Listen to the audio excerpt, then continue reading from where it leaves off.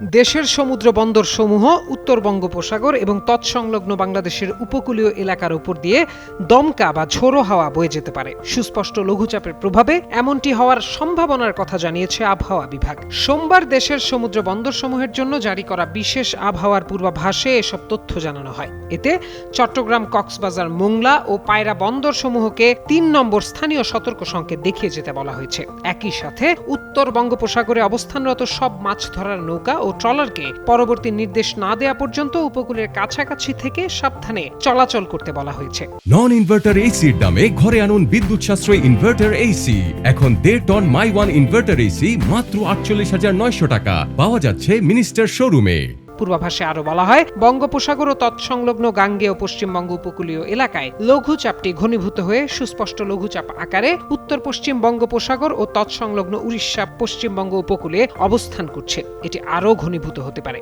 আবহাওয়া অধিদপ্তর আরেক বিজ্ঞপ্তিতে জানায়, খুলনা, বরিশাল, পটুয়াখালী, নোয়াখালী, চট্টগ্রাম এবং কক্সবাজার অঞ্চলসমূহের উপর দিয়ে দক্ষিণ বা দক্ষিণ পূর্ব দিক থেকে ঘন্টায় 45 থেকে 60 কিলোমিটার বেগে অস্থায়ীভাবে দমকা বা ঝোড়ো হাওয়া সহ বৃষ্টি অথবা বজ্রবৃষ্টি হতে পারে।